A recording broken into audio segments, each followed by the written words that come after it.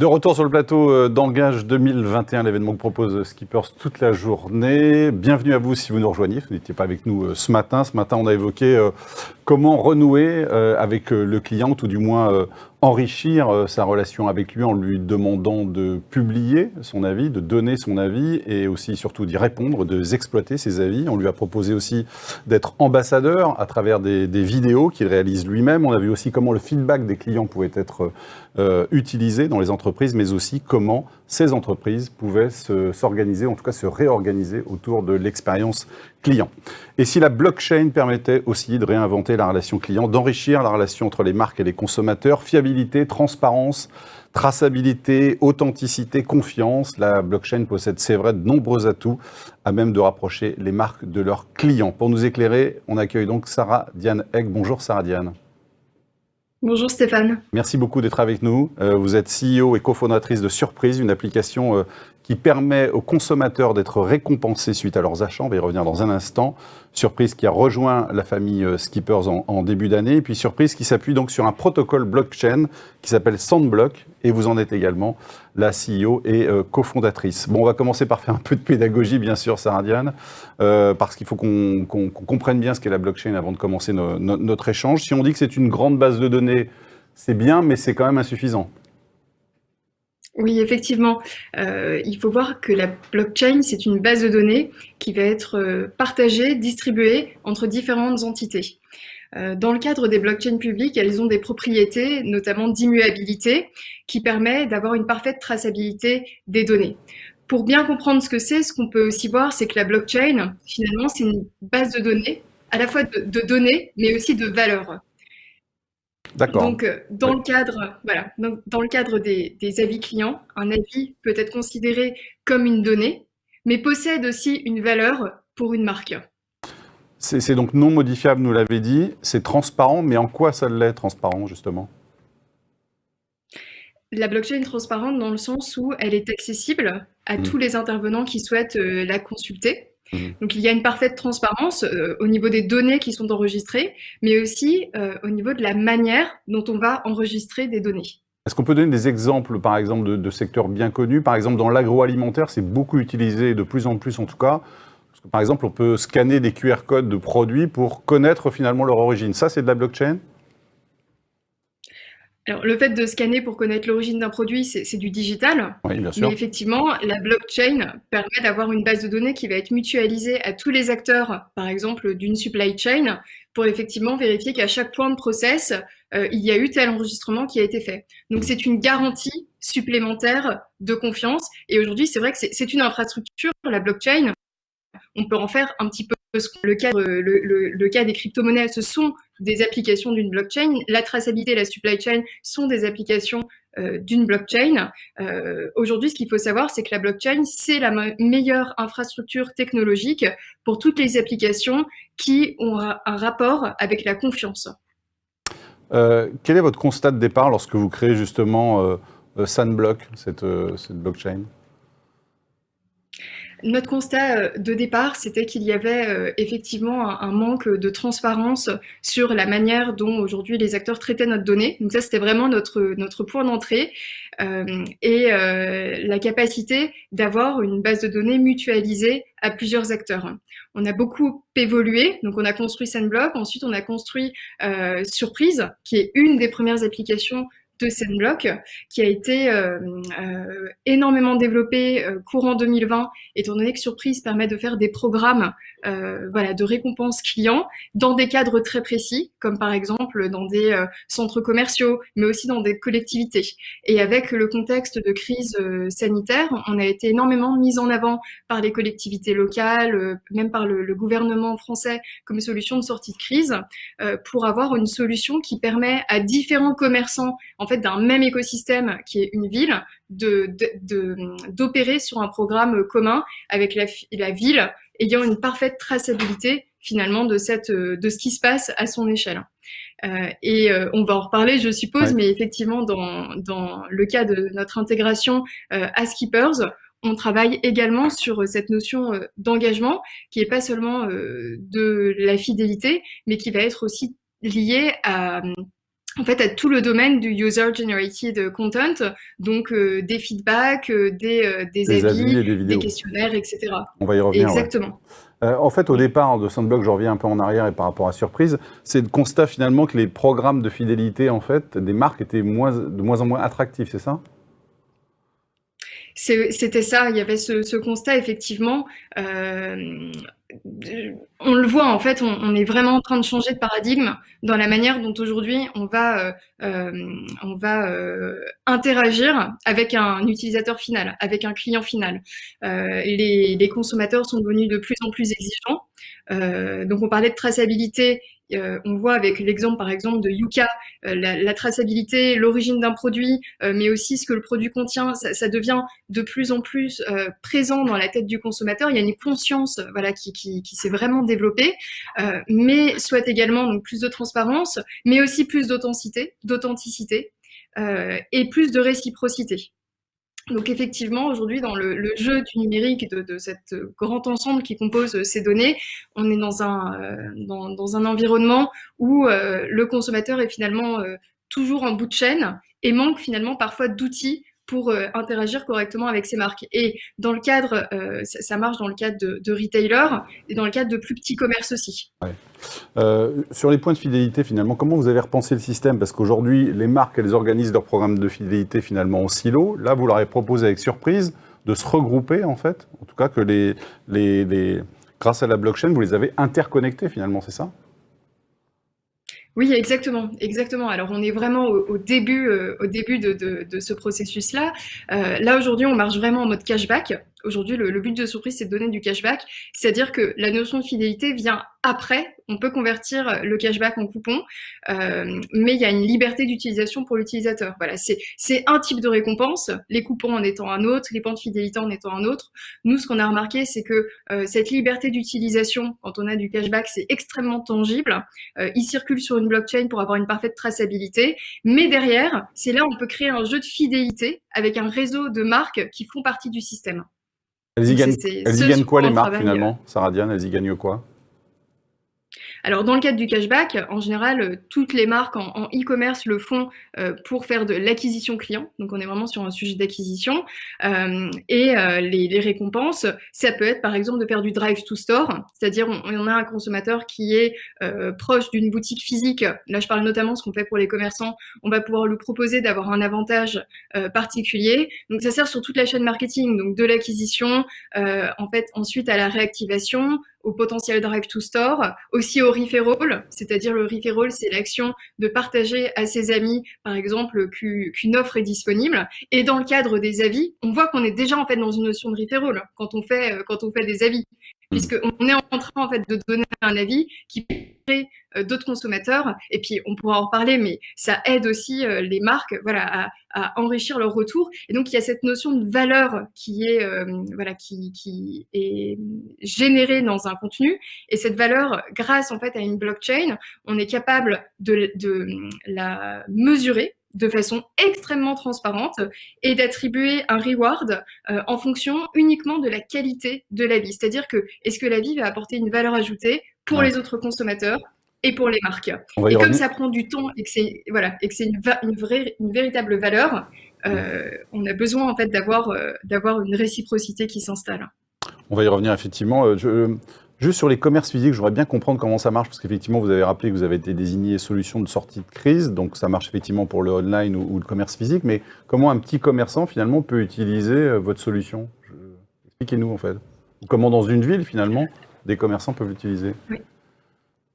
Alors nous aujourd'hui, on va se baser sur les données transactionnelles, c'est-à-dire qu'on utilise en fait toutes les évolutions réglementaires de la DSP2 pour permettre à l'utilisateur de nous donner son opt-in bancaire, qui va nous dire effectivement vous avez accès aux données de transaction que je fais, notamment quand il paye par carte bleue. Donc on va avoir ce lien avec une carte bleue, ce qui permet pour un commerçant de ne rien avoir à installer en magasin, donc pas de nouveau système de scan, pas de nouveaux programmes de fidélité qualité à installer.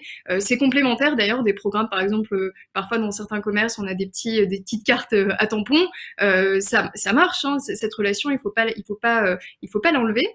Mais nous, on a un système complémentaire qui permet d'avoir aussi de la donnée transactionnelle et de l'utiliser. Et donc, c'est sur cette donnée transactionnelle qu'on fonctionne principalement. Donc là, je parle vraiment du petit commerçant physique, sachant que quand on travaille avec des plus grands retailers, on peut s'adapter à leur système de caisse et aux outils déjà mis en place. En tout cas, ça Évidemment. renforce la fidélité parce que j'ai lu effectivement que vous citiez un chiffre intéressant, 60% des points des cartes fidélité ne sont pas utilisés. Là, vous pensez que c'est beaucoup plus générateur de fidélité? Oui, alors un programme de fidélité, c'est extrêmement structurant. C'est-à-dire que quand une marque le met en place, elle peut prévoir aussi cette non-utilisation des points. Il se trouve que la fidélité, c'est un domaine qui évolue énormément. Aujourd'hui, le programme de fidélité, on va dire, qui va être multimarque et international, aujourd'hui, c'est le système des miles que tout le monde connaît. Les miles, c'est un système qui est extrêmement efficace parce que il y a une proposition de valeur qui est très claire. Et on peut aussi obtenir des miles quand on va payer dans différents commerces. Voilà, c'est un système qui a réussi à créer de l'interopérabilité. Aujourd'hui, ce qui manque, c'est une manière d'embarquer plus facilement la valeur créée par chacun des commerces. Voilà. Et ça, c'est vraiment ce sur quoi on travaille de façon très technologique, du coup, avec cette infrastructure. Ce que vous nous dites finalement, ce que vous sous-entendez en tout cas, ce que vous sous-entendez, c'est que les miles, finalement, ça n'est pas tant générateur de fidélité. C'est-à-dire que si, par exemple, imaginons Air France supprime les miles du jour au lendemain, il n'y aura plus du tout d'attachement à la marque, quoi. Enfin, plus du tout. En tout cas, le consommateur n'y reviendra pas pour les mêmes raisons. Alors, c'est pas tout à fait ça, mais quand on parlait de déception, typiquement, il y a plusieurs études qui montrent, alors avant crise, hein, parce que là aujourd'hui effectivement peut-être que le programme des miles est moins tangible, mais déjà avant la crise, il y avait une complexité d'utilisation qui était soulevée par beaucoup d'utilisateurs et un désengagement du programme parce que un manque d'interopérabilité, un manque de compréhension globale de la façon dont le système marchait. Mais c'est un programme qui reste tout à fait efficace, hein, ça c'est certain. En revanche, plus on va fluidifier l'expérience de l'utilisateur, plus on va lui permettre d'avoir quelque chose d'interopérable et en fait de centrer la fidélité non pas sur les marques mais sur lui. En fait, moi, dans quoi je veux consommer et par rapport, en fait, encore une fois, à la valeur que je génère, le fait d'aller dans une marque, d'être fidèle, en fait, c'est une valeur. C'est une valeur qu'il faut savoir mesurer. Et se dire que cette fidélité doit être récompensée à juste titre, sans pour autant vouloir absolument loquer l'utilisateur, parce qu'on sera, en fait, la fidélité, c'est notre fidélité par rapport aux marques, et c'est pas une fidélité qui est toujours unilatérale. La blockchain, son avènement, vous l'expliquez comment? Parce qu'on est rentré, comme on l'a dit en ouverture tout à l'heure avec Pascal Lanoux, dans cette ère de la confiance et de la transparence. C'est ce qui a permis son avènement? Oui, déjà dès l'apparition des premiers usages de blockchain, on était dans cette notion de confiance. Quand on prend l'exemple des crypto-monnaies, en fait, l'essor des crypto-monnaies peut s'expliquer par tout un tas de raisons, mais la vraie notion, c'était la confiance qu'on pouvait attribuer à une valeur qui circulait sur une base de données complètement indépendante. Sinon, on n'octroierait jamais autant de valeur. Mais la confiance, c'est vrai que c'est devenu aujourd'hui quelque chose en fait, on est rentré typiquement dans l'ère de la confiance. Je pense que les 10 dernières années, on était dans l'essor des réseaux sociaux, de toute cette industrie de la donnée qui se construisait. Et aujourd'hui, on le voit, tous les problèmes de confiance avec des notions comme le RGPD qui sont venus en fait renforcer à la fois la protection des données, mais aussi la conscience des utilisateurs.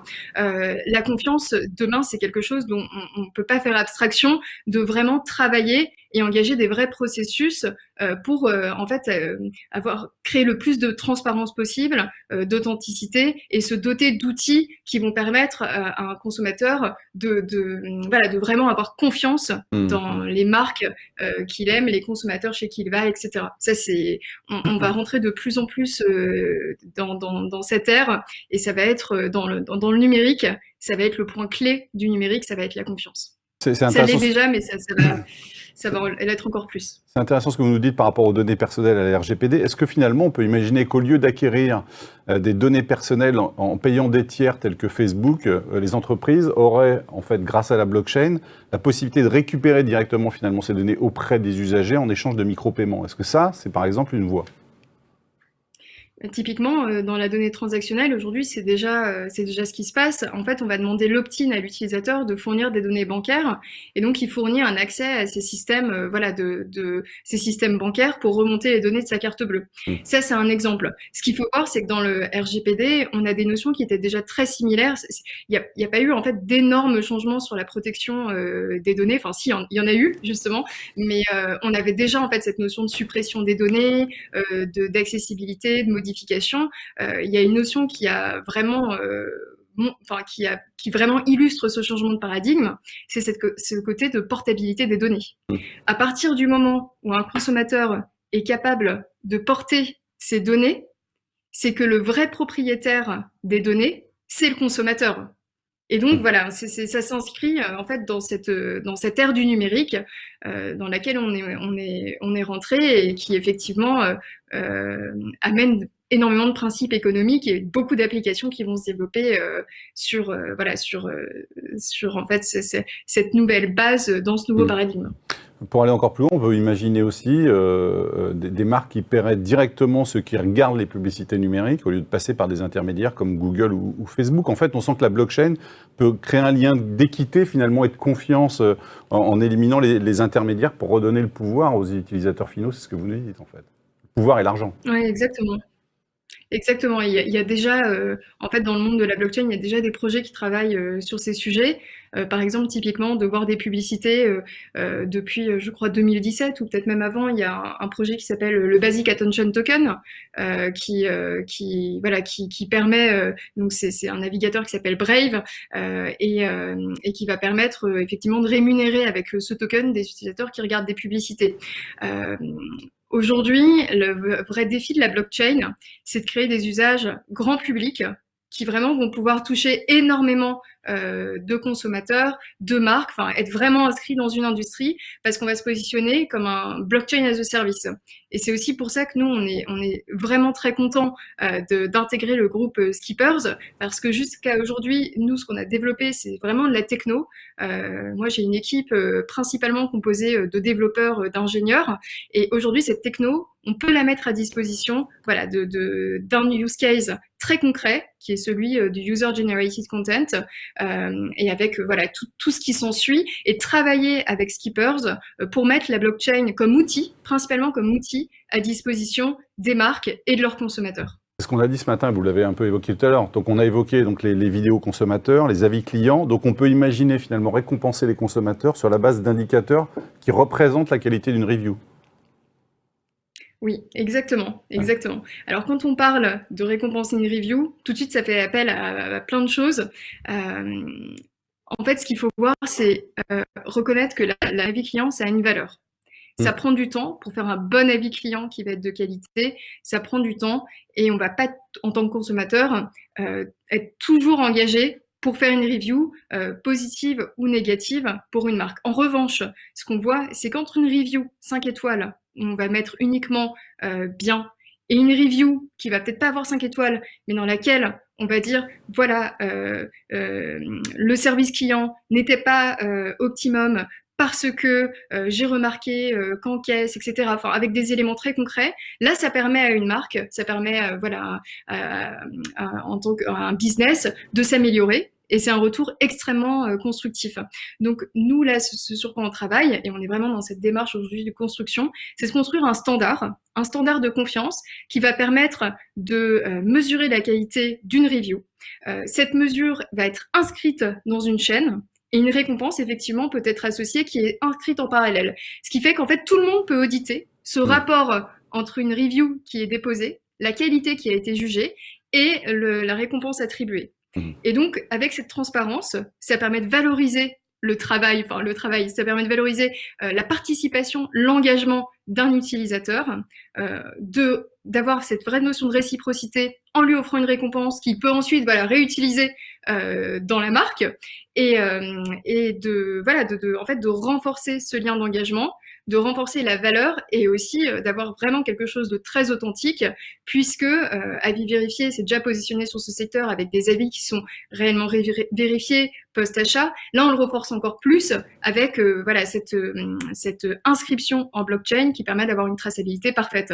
Et donc, on rentre réellement dans cette nouvelle ère de la confiance et ce nouveau paradigme aujourd'hui qui est attendu. C'est même plus un must-have, c'est même plus un nice to have, c'est un must-have pour les marques. Et on permet aux marques de le faire.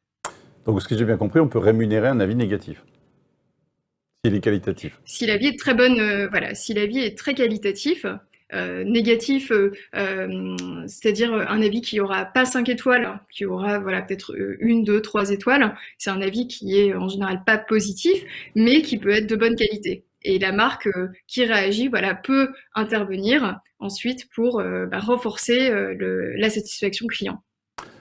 D'après une étude, les entreprises ne sont que 8% à voir en la blockchain un outil marketing modérément ou très important. Tant pis pour elles ? Alors, ça dépend comment on prend les industries. Je pense que la blockchain, ce dont on ne se rend pas compte, c'est qu'on est vraiment au début. On est vraiment au tout début de ces premières utilisations. Il y en a certaines qu'on connaît qui commencent déjà à être ancrées. Aujourd'hui, la Decentralized Finance, par exemple, ce qui s'appelle la DeFi, c'est une application qu'on peut plus ignorer. Alors, je ne sais pas si votre statistique, c'est en France ou si c'est dans le monde. C'est peut-être en France. C'est France, je crois. Voilà. Et par exemple, quand on regarde en Asie ou aux US, je pense que cette stat ne serait pas du tout la même. Il y a aujourd'hui les marques qui vont se distinguer, c'est celles qui vont prendre en compte ces nouveaux outils, comme l'intelligence artificielle, qui est aujourd'hui un outil qui est utilisé partout, quand on se lève le matin, qu'on a un téléphone, on a de l'intelligence artificielle en permanence. C'est un outil qui permet de renforcer plein de choses. La blockchain, on est encore sur une technologie qui est différente, qui va être utilisée de diverses façons. Je pense qu'il y a aujourd'hui dans les directions des marques, tout le monde maintenant sait ce qu'est la blockchain. Donc on a franchi des étapes et les intérêts vont se préciser avec l'usage. Parce qu'en fait, tant qu'on ne voit pas un usage concret, on ne peut pas se rendre compte de ce que ça change. C'est comme Internet. C'est pas toujours facile de se projeter, mais c'est en train de venir. Il y a un changement qui s'opère, qui est à l'échelle mondiale, qui est fou et qui de toute façon va arriver ici aussi. Il ne s'arrêtera pas. Quel conseil pour une marque qui voudrait s'emparer de la blockchain ? Quelle approche finalement ? À qui on s'adresse ? Quelles questions faut-il se poser et poser ? Tout dépend encore une fois de l'utilité qu'on veut en faire. Je pense que faire de la blockchain, pour dire qu'on fait de la blockchain, ça sert pas forcément à quelque chose. Les conseils, ça va être de faire attention au type de blockchain. Il existe énormément de types de blockchain. Nous, Sandblock, c'est un type de blockchain qui fonctionne sur un type de consensus qui est, on va dire, green. Donc, c'est une blockchain verte qui est peu consommatrice d'énergie. Et ce sur quoi on a travaillé, notamment quand on travaille dans le monde du e-commerce et même des avis. Il y a énormément de données tous les jours. Donc, on peut pas avoir des frais de transaction pour inscrire des avis qui soient extrêmement élevés, comme c'est le cas de certaines blockchains aujourd'hui, et on fait attention aussi à l'impact écologique qu'on a. Donc pour moi, pour répondre à votre question de façon concise, c'est vraiment avoir un véritable cas d'usage, donc avoir une véritable stratégie et utiliser des systèmes de blockchain as a service, pas forcément refaire des blockchains, ça n'a pas vraiment d'intérêt. Et deux, faire attention aux choix technologiques, parce que dans toute utilisation et développement de nouveaux services, on fait un choix en tant que marque, on est aussi responsable d'utiliser des technologies qui ont un impact positif sur la société et sur l'environnement. Pardon, mais à qui on s'adresse ? Parce que quand on regarde, on tape expert blockchain sur LinkedIn, on en trouve quelques dizaines, voire centaines. Comment on trouve finalement le bon interlocuteur ? Comment on sait finalement qu'on s'adresse à la bonne personne ? C'est sans doute ce que se demandent aussi ceux qui nous regardent. Je pense que la question se pose à peu près dans tous les domaines. Euh, je, je pense il y a vraiment la nécessité de travailler avec des personnes qui sont qui ont une vue 360 degrés Mm. de la technologie Ouais. et aussi du métier, parce que les deux ne sont pas dissociables. Et c'est vraiment important de travailler sur des use cases très concrets plutôt que de travailler sur de la technologie. La blockchain toute seule en tant que Mm. technologie n'a pas d'intérêt. Ce qui a de l'intérêt, c'est voilà, les applications qu'on en fait. Donc voilà, c'est vraiment avoir cette capacité d'avoir une perspective stratégique sur l'utilisation qu'on en fait. On a deux questions dans le chat pour vous, Sarah Diane. Un consommateur doit-il être initié à la blockchain pour pouvoir bénéficier d'un programme de reward blockchain, ou bien est-ce transparent pour lui? Est-ce qu'on doit lui Alors, expliquer en finalement fait, les la dessous de la réponse, blockchain, comment ça fonctionne, quoi? oui. Alors, non, un consommateur n'a pas besoin de connaître ce qu'est la blockchain pour profiter de ses usages et pour profiter en fait d'un système. Ce qui est important, c'est d'avoir des produits avec une expérience utilisateur qui est extrêmement bonne pour finalement être une couche sur cette blockchain sans être la blockchain elle-même. Encore une fois. Donc, mais à la fois on ne va pas cacher au consommateur que ça marche sur une blockchain, et s'il souhaite à un moment creuser, si par exemple c'est un consommateur qui connaît la blockchain, il pourra tout à fait aller vérifier et écrire des articles qui expliquent effectivement pourquoi on peut avoir confiance dans ce système. Et ça, Mm. c'est ce qu'on développe. C'est toute une communauté aussi qui est active et qui va pouvoir avoir un regard critique, elle-même en fait émettre un avis sur cette techno. Et c'est ce qui se passe déjà en fait. C'est ce qui se passe Mm. déjà dans ce nouvel écosystème, et d'ailleurs sur toutes les applications qui sont utilisées. Quand on voit par exemple, je prends l'exemple d'assistants virtuels. En fait, ces experts qui ont regardé l'impact d'avoir des objets connectés à la maison, etc. En fait, cette communication a été faite par des personnes comme vous et moi qui aiment la technologie et qui ont fait une étude vraiment très indépendante pour noter en fait les problèmes ou les avantages qu'offraient certaines Mm. technologies. Donc effectivement, nous, le but c'est d'avoir une couche, encore une fois, blockchain as a service. Donc on retient vraiment la partie service pour que le consommateur n'ait aucune notion à avoir, sinon on perdrait tout le monde, très clairement. Et pour les marques, pareil.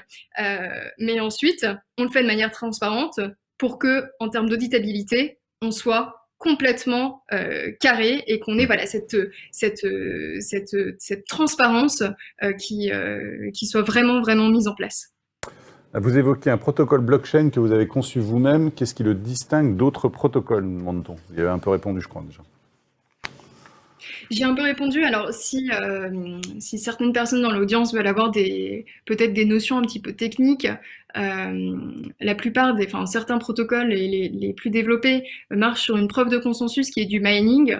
Voilà, nous, on va être sur un mode de consensus un peu différent qui est sur de la preuve d'enjeu déléguée. Et ça, c'est dans les évolutions des différentes blockchains. Nous, on a vraiment choisi une technologie qui aujourd'hui est la moins consommatrice d'énergie, qui va avoir une indépendance parce qu'elle va reposer sur un réseau de validateurs, mais pour rentrer vraiment dans ce concept d'écologie et surtout d'usage, parce que ce n'est pas viable d'avoir une blockchain qui demande 50 € de frais de transaction quand on veut inscrire une donnée. C'est pour un usage grand public comme celui sur lequel on travaille, ce n'est pas viable. Donc il y a une question de viabilité, puis une question aussi de responsabilité, et notamment en termes de responsabilité en termes d'écologie. Merci beaucoup, Sarah Diane, pour cet échange. Merci beaucoup pour vos éclairages. Avec grand C'était plaisir. passionnant, merci beaucoup. Merci à vous. Je vous signale, parce qu'on a eu pas mal de questions sur le chat sur ce sujet-là, si vous souhaitez revoir effectivement toutes les séquences de cette journée Engage 2021, effectivement, il y a un replay, des liens replay seront disponibles dans les jours qui viennent. Vous en serez évidemment informés. On va revenir à Tister, dont on a parlé ce matin. Tister qui propose à ses clients de s'appuyer sur les vidéos de ses consommateurs pour humaniser finalement l'expérience client. On va voir maintenant les 7 qualités d'une vidéo qui fait vendre, présentation par Flavie Auguste, qui est Customer Success Manager chez Tister. Et ensuite, on se retrouve pour évoquer le ROI de l'engagement client. À tout de suite. Bonjour à tous et bienvenue sur cette micro masterclass. Enchantée, je m'appelle Flavie Auguste, je suis Customer Success Manager chez Tister et durant les 5 prochaines minutes, on va voir ensemble quelles sont pour nous les 7 qualités d'une vidéo qui fait vendre. Pour ceux qui viennent de participer à la session précédente, vous devez connaître Tister. Et pour ceux qui ne nous connaissent pas encore, Tister est une plateforme de vidéos consommateurs. On permet aux marques et aux sites e-commerce de récupérer des vidéos créées directement par leurs consommateurs, donc du User Generated Video. Et ces vidéos, elles sont automatiquement diffusées via leurs fiches produits, via leurs réseaux sociaux ou tout autre canal de communication avec un objectif principal qui est de mieux guider les consommateurs dans leurs achats et in fine de développer le taux de conversion et les ventes. Voilà, donc maintenant que les présentations sont faites, je vais vous présenter les 7 qualités d'une vidéo qui fait vendre. Alors, la première, c'est une vidéo qui doit raconter une histoire. Alors, par histoire, je ne veux pas dire quelque chose de trop complexe, mais un consommateur qui explique qui il est, donc son prénom, son nom, d'où il vient, pourquoi il a acheté le produit et comment il l'utilise tous les jours, c'est largement suffisant pour engager les audiences émotionnellement et pour qu'elles puissent s'identifier et regarder le contenu. Par exemple, pour Marionneau, les créatrices précisent depuis combien de temps elles utilisent le produit, à quoi ça leur sert, comment elles intègrent le produit dans leur routine soins, etc. Notre best practice, c'est aussi qu'on vient humaniser le contenu, tout simplement en présentant le consommateur directement au sein de la vidéo, dans la miniature. Comme par exemple sur cette vidéo, on voit le prénom Jessica qui vient s'afficher. La deuxième qualité, c'est que la vidéo doit être de bonne qualité. On a beau avoir les meilleurs ambassadeurs du monde, si on n'entend rien et si on ne voit rien, la vidéo ne sert à rien. Donc il faut faire attention et s'assurer que l'image et le son soient de très bonne qualité pour également mettre en valeur les produits de nos clients. Pour qu'elle soit qualitative, on recommande de faire attention à la lumière, au cadrage, à la stabilisation. Et c'est d'ailleurs pour cela que chez Tister, on a développé un moteur de stabilisation et d'amélioration son image. L'objectif étant de garder un bon équilibre entre l'authenticité des consommateurs et une belle qualité pour présenter le produit. La troisième qualité, c'est de faire en sorte que la vidéo réponde aux questions des clients. Dans le brief, on vient demander aux consommateurs de répondre aux questions des clients. Donc, ce qu'on fait quand on construit ces briefs, c'est qu'on travaille main dans la main avec les marques et les distributeurs pour lister les caractéristiques à faire ressortir et pour construire des briefs qui vont vraiment être efficaces et créer des vidéos qui vont être pertinentes et aider les consommateurs dans leurs achats. Mano Mano et Petit Bateau ont utilisé les FAQ pour déterminer les questions intégrées au brief. Par exemple, Petit Bateau, ils avaient une problématique avec une question qui revenait souvent. Est-ce que le produit taille bien? Eh bien, dans le brief, on a intégré cette question pour faire en sorte d'apporter des éléments de réponse au sein de la vidéo. En plus de répondre aux questions des clients, ce qui est super pertinent pour rassurer et convaincre un internaute, c'est d'avoir des tips, de partager des conseils, des astuces sur comment le client utilise le produit, par exemple. En intégrant cette notion-là, en fait, on vient créer du contenu impactant qui rassure et qui va naturellement améliorer la conversion. La quatrième qualité, c'est que la vidéo doit être courte. Ça, c'est un tableau sorti d'une étude publiée par Wistia en 2020 qui vient nous présenter l'engagement moyen en fonction de la durée d'une vidéo. Et on voit que 2 minutes, c'est le max, puisque c'est là qu'on a les meilleurs résultats. Les internautes ont très peu de temps à y consacrer, je pense que vous le savez. Et donc, soit l'idée, c'est d'intégrer des vidéos très très courtes, parfois 15-30 secondes pour montrer le produit, ou alors avec des vidéos plus longues, la recommandation, c'est l'utilisation du chapitrage. C'est pour ça qu'on a développé chez Tister un player avec cette fonctionnalité qu'on retrouve également sur YouTube. Ça permet aux utilisateurs qui n'ont pas le temps d'accéder à l'information qu'ils recherchent très rapidement pour valider leur achat. On est sur une fiche produit, on n'est pas sur YouTube, donc on a vraiment besoin de contenu court. Nous, la recommandation, c'est une vidéo de 1 minute 30, mais ça dépend des produits. Par exemple, avec Weber, donc les barbecues, et Woodbrass, les instruments de musique, on est sur des produits plus techniques, avec beaucoup de fonctionnalités à présenter parfois, donc on peut être sur des vidéos plus longues. À l'inverse, sur du prêt-à-porter, on peut avoir besoin de vidéos de look uniquement pour aider les consommateurs à se projeter. Donc 30 secondes, ça peut suffire, comme ce que fait aujourd'hui Asos. La cinquième qualité, c'est que la vidéo doit être sous-titrée. Pour le e-commerce, c'est utile, mais c'est surtout utile pour le social shopping, puisque la plupart des contenus sont lus sans le son sur le social media. Et donc, c'est hyper important aujourd'hui d'intégrer des sous-titres sur des vidéos pour ne pas perdre l'audience. L'avant-dernière qualité, ce sont des vidéos authentiques. Vous l'aurez peut-être compris, c'est vraiment la valeur motrice chez Tister. Les consommateurs, quand ils sont en train d'acheter sur un site e-commerce, ils n'ont pas envie de voir de pub. À ce moment-là du parcours d'achat, ils ont besoin de voir du concret, des retours d'expérience pour pouvoir valider si le produit va être conforme à leur attente. Et pour ça, rien de mieux que des vidéos créées par des consommateurs, donc par des pairs. La publicité, c'est pour générer de l'intérêt et du trafic. Une fois sur la fiche produit, il faut rassurer et convaincre. Ce qu'on vient demander aussi, c'est de voir le produit en conditions réelles d'utilisation. C'est important pour les internautes de pouvoir voir en réel comment utiliser le produit, les fonctionnalités, et aussi pour pouvoir voir le produit dans son environnement, pour se rendre compte de sa taille, par exemple. Le dernier point, c'est logique, mais il faut passer à l'action. C'est pour ça que chez Tister, on a développé un player sur lequel on intègre des fonctionnalités de add to basket, mais aussi des fonctionnalités de partage, de notation des vidéos. L'objectif, c'est quand même d'améliorer le taux de conversion et les ventes sur des marques et des distributeurs. Voilà donc les 7 qualités d'une vidéo qui fait vendre à partir de ce qu'on observe chez les clients. J'espère que cette mini-session vous a plu. Si vous avez des questions, n'hésitez pas à me contacter sur LinkedIn. Merci et à très bientôt.